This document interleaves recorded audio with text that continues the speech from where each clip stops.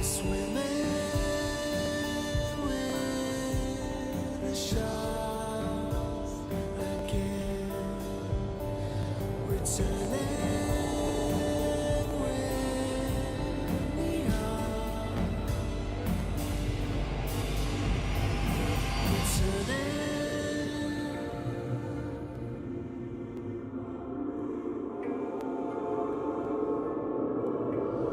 Returning.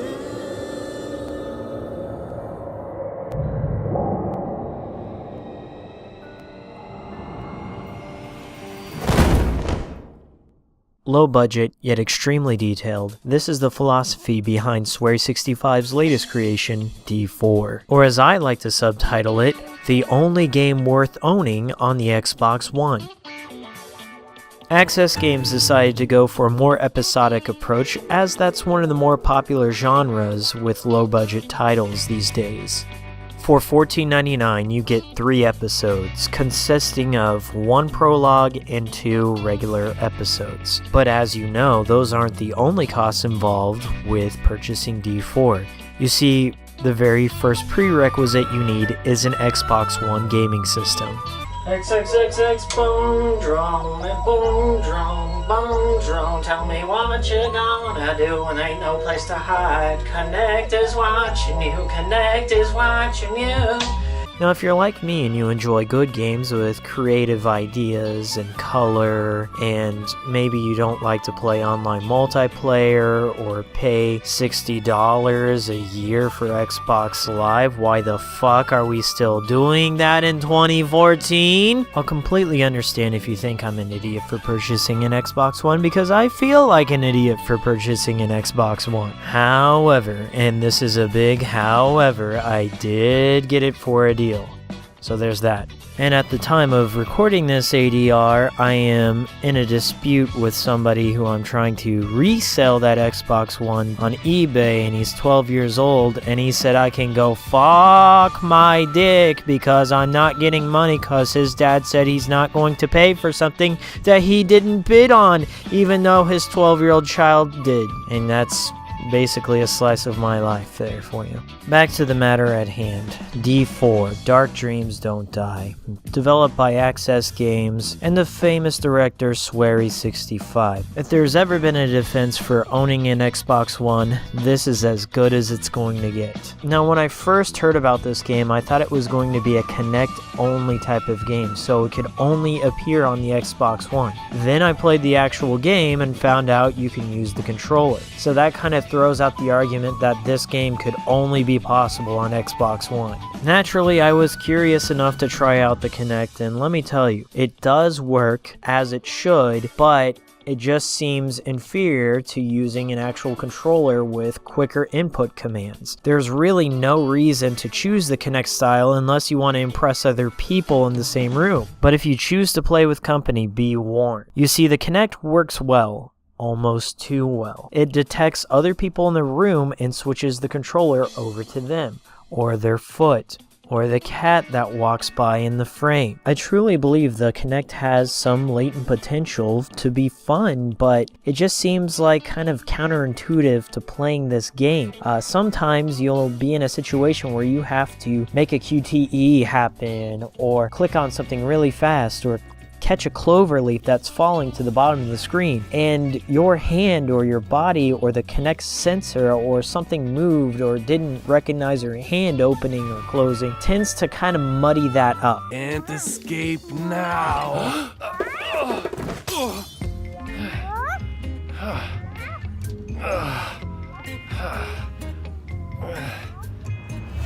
This is Amanda. She just suddenly started living here one day.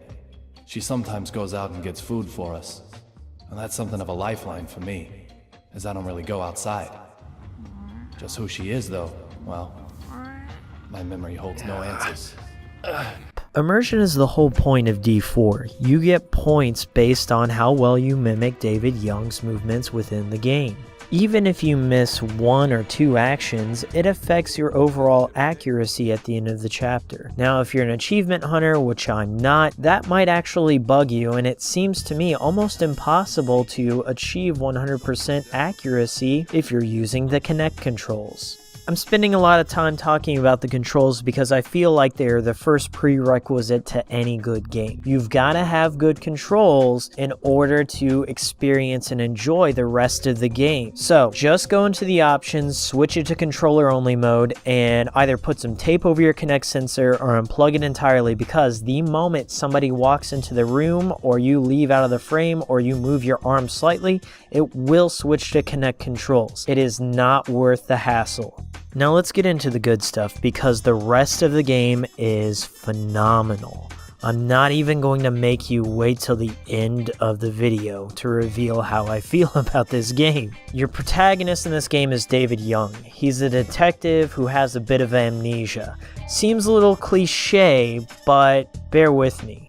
David is trying to figure out how and who murdered his wife, Little Peggy. What makes David unique is that he has this power to time travel back to moments in time that are connected to these memento objects. David finds these mementos all throughout the game, and once he has one, he goes into his bathroom, he holds it up, and then he looks into the mirror, and then he's instantly transported into another period of time. Usually these periods of time he travels to are related directly or indirectly to the murder. The only lead he has to go off of, aside from the mementos, is that the murderer's name begins with the letter D. David spends most of the game reminiscing or flashing back to moments when his wife Little Peggy was alive. Now you might think, okay, this is a detective game and I already have the plot set up for me at the get-go, so the majority of the game is going to be trying to solve Peggy's murder. The case of your dead wife is present, but it seems kind of secondary to all the interactive set pieces within this game. In fact, you'll be spending most of your time clicking on things, pushing things,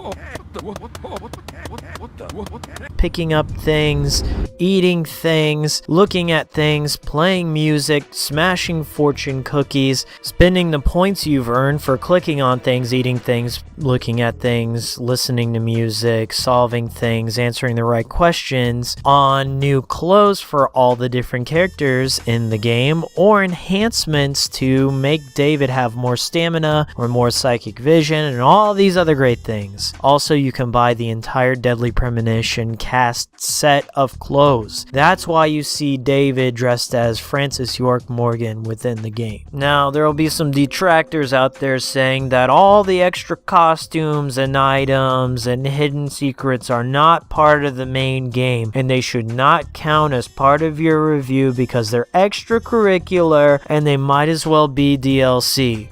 And my reply is, shame on you. You've never played Silent Hill 3, so you don't know the beauty of going back through the same game 6 or 7 times on harder iterations only to get the God of Thunder costume or the sexy beam. I love the sexy beam. Why can't there be a sexy beam in all the games I play?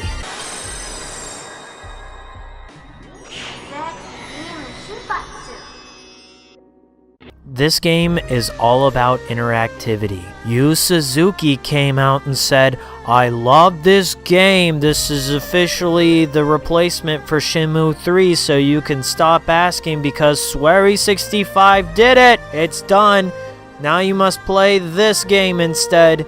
And now I can retire the dirt plot forever. You can almost open every drawer in this game. You can open every door you see. You can pick up little objects. You can use a psychic ability to have David look for highlighted interactive objects. You can talk to people and have multiple conversations and answer trivia. There's mini games present where you have to try and collect all these 4-leaf clovers. Don't ask me why you've got to do it, but you just have to. And once you try it, you won't be able to stop. You can lock this little doll for your bedroom so you can play it any time. Each episode, there are more and more things to interact with. The time changes, there's different animals to smack or people to talk to or meals to eat. Why am I avoiding the plot of this game so much? Well, because I'm hoping that Microsoft will see how commercially unsuccessful this game is on the Xbox One and open it up up for the PC for the world to enjoy. The sad fact of the matter is that D4 has not sold commercially well. So much so that Swery65 had to go out on Twitter and basically beg fans to buy this game. Microsoft, taking a page out of Sega's marketing book, decided to do absolutely nothing with this franchise. There was no announcement, there was no commercial, they just dropped it on the Xbox Live market with no fanfare. To add insult to injury, the fans of Deadly Premonition, although they did start on the Xbox 360, after the controversy involving that whole digital only and all the DRM and the Kinect mandatory issues present with the Xbox One, probably decided to migrate for a PS4 or upgrade their PC. D4 is just another tragic case of a great game without a present audience on the platform. Anyone who bought the Xbox One for Titanfall or Halos is definitely not going to go out there and buy D4, no matter how much attention it deserves. So it seems almost pointless of me to make an appeal because the people who are passionate about Deadly Premonition and wanted to play D4 are probably waiting for it to come out on PC, or they're watching Let's Plays of it and not really experiencing it on their own because they don't want to drop at least $500 to do it, and I don't blame them. So I ask you, don't go out there and port beg to Swery65 on Twitter because it's really out of his hands. It's a Hideki Kamiya situation with Bayonetta 2 on the Wii U. Although it would be nice for it to come out on other platforms, it just seems like since Microsoft funded D4, it's probably only going to have life on PC if nothing else. Microsoft sent this game out like a sacrificial lamb. There's really no logical reason why it should appear on this platform because honestly there isn't an audience in Japan for the Xbox One, and there's a very small audience of Japanese game lovers in America that would purchase an Xbox One as their primary platform. That's why we have the Vita. Remember me, guys? You know, I still exist. I'm pretty powerful and I got a lot of features, and there is a PlayStation TV coming out soon, so why don't you buy one? Please. Ignoring all these reasons why you will probably never play D4, I have to say this game has changed the way I think about interactive visual novels. I'm a huge fan of the Telltale series and The Walking Dead, The Wolf Among Us, the Back to the Future, the Sam and Max series is pretty good too. But the problem with a series like The Walking Dead is that it seems to lead in the player by thinking that they're going to have some great impact on the world, but ultimately all roads lead to Rome. D4 never makes that promise. It just says, you can choose to interact with my world if you want to, you can dress your character up the way you want to, and you can, speak to characters a little bit differently, but ultimately it is a linear story. And I think that's okay to have a linear story in this day and age. We don't all need moral choices. Sometimes it's okay to have a static protagonist who's quite enjoyable to be around. Frankly, I'm sick and tired of having to choose either a truly good or truly evil character whenever I'm playing a game. Combat records, you're practically a perfect bloody human specimen. Perfect human specimen, huh? Don't get cocky. I'm the one who put you back together, remember? And I do damn good work. You certainly do.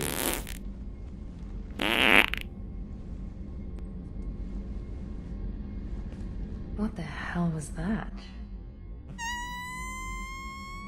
Any game that promises you can be your own person or have your own personality is ultimately lying to you, because no matter what, that dialogue or those choices were written by someone else. So in a sense, all these games are linear. Access Games decided instead of making all these useless choices that don't have any ultimate impact on the plot, why don't we have the character invested within the world of the game and want to explore bits and pieces of the lore instead of focusing on ham-fisted dialogue. Access Game instead promises to show you some shit you've never seen before and tell a story that you've never heard before, and it lives up to that promise well. It's a promise that I came up with for the purpose of my review, and not necessarily something that Access Games once said. Unless, of course, I did say that they'd said that, which is what they said. okay? This game has some of the best voice acting and some of the worst voice acting, creating a perfect storm of B-movie goodness that can only be appreciated by those people who like the works of Fred Williamson.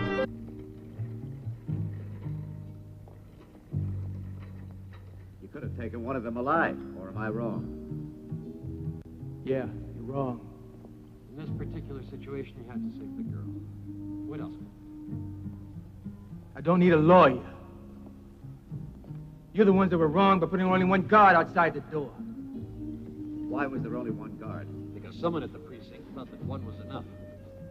Looks like he wasn't thinking too well. You know, that's the problem. You're paid to think. And for both of you, that could be a little trying. Now, at this time of night, people are usually sleepy and likely to make more mistakes. You know, Malone, nobody likes you. Yeah, I know. Sometimes I don't like myself either, but that's a matter of opinion. And frankly, I couldn't give a damn about yours. All I care about is my work. To finish what I start. And I usually do. Now you asked me to protect this girl. I did. It doesn't matter how I did it.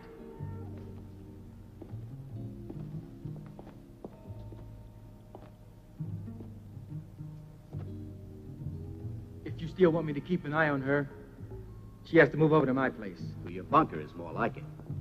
That's the way I like it.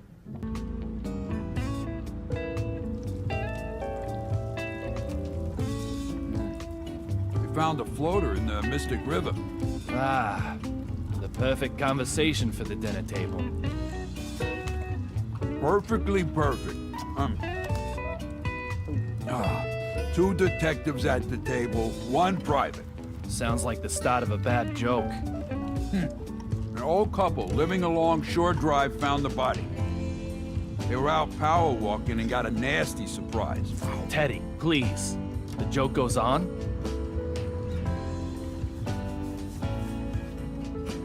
Humor me, you sourpuss. So let's call the corpse in the river Adam, our Vic. And we'll call our suspect Billy. He just turned himself in today. Our suspect Billy also has a younger sister who was killed recently. Pretty morbid for a quiz show. She's our second Vic, then, okay? Carol. The investigation revealed that, apparently, Billy learned Adam had killed Carol. And so killed him in revenge. Then tossed his body in the river. But something just doesn't quite add up. Carol's body was fished out of the river too? Yep, that's right. Suspect Billy says he wanted to give him the same treatment as he gave his sis. Maybe Billy killed them both. Although that doesn't add up either, does it? There's no reason he would confess to just killing Adam in that case. That's where I got stumped too. Adam and Carol were probably lovers. Billy, responsible for his sister, was against the relationship. So he tossed them both in the Mystic River. Were they wearing matching rings? Any jewelry? Indeed they were, David. They had rings on that the witnesses saw them buying from a street stall. Love blinds people to those around them. It was the same with me and little Peggy. So why'd Billy lie, huh? It's no great chase. He wanted to get between them, even if the only way was as victim and killer. Loneliness can really work a man over. I'll let the boys in Homicide know tomorrow. And I'll put this one on your tab, Teddy. There are some criticisms that this game is probably too short for most, clocking only around 5 hours. But those people who would criticize this game are speedrunners and douchebags. You see, D4 isn't one of those games where you just rush from plot point to plot point and then you wrap up the episode. You see, you're missing the entire point of the game if you decide to just go where the objective tells you to go. The game wants you to go around and explore the different nooks and crannies and hidden objects and side missions and bonuses that the world contains. There's a lot of game to enjoy in D4 if you just go out and look for it. It breaks my heart to hear that D4 is only 3 episodes and they're extremely short, and I just don't think it's worth $14.99. But I digress. You see, $14.99, think of it as a Kickstarter for the rest of this game. If you pay the $14.99, it is showing interest in the D4 series so Swery can then get more money to finish his story. There are a few games that gripped me from the get-go and made me say, okay, despite the cliche narrative, I want to see how this director is going to handle these cliches and turn them on their heads. And I do not want to spoil the end of episode 2, but it has one of the most bizarre cliffhangers I've ever seen in a game. Ever. You're honestly getting your money's worth with this game because it is unlike anything else you will ever play.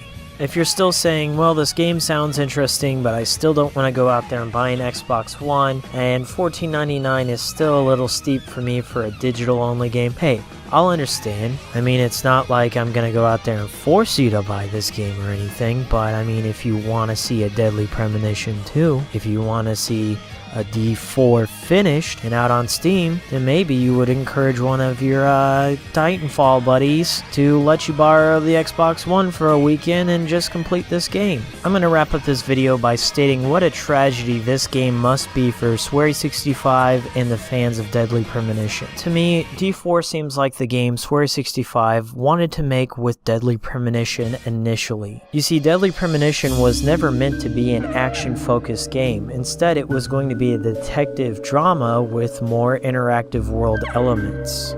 Back when it was called Rainy Woods, you played as protagonist. FBI Special Agent David Young Henning. Where have I heard that before? During the development of this game, Swery65 said that he felt pressure to incorporate a more action third-person shooter element to this game to appeal to Western audiences and fans of Resident Evil. I and many fans of Deadly Premonition felt that these were kind of tacked on last minute and they didn't feel like they were ultimately necessary to Deadly Premonition's core experience. However, Deadly Premonition was still able to reach cult status, and that's what gave him notoriety enough to get Microsoft to fund him his own game, with his own vision intact. So he eventually made the game he wanted to make with D4. Who knows, maybe after the holiday season Xbox sales might pick up and then the fans of Deadly Premonition will go out there and buy D4. I'm leaning on the skeptical side of things. In my mind, if they don't release this on PC, this very well might be Swery's last game, and that would make me sad. And by proxy, the world would be sad too.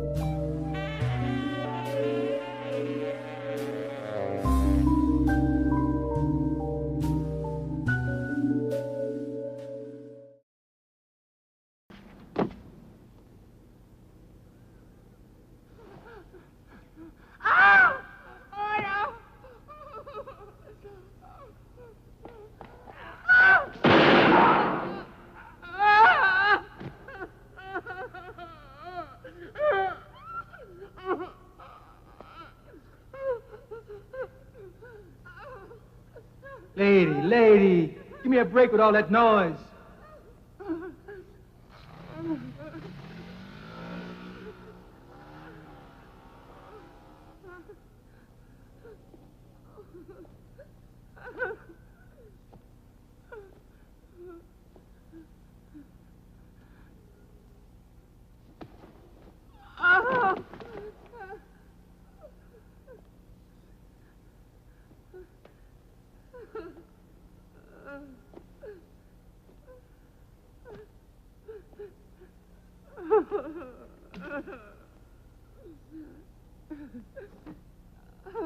All right, it's over. Enough with the tears, okay?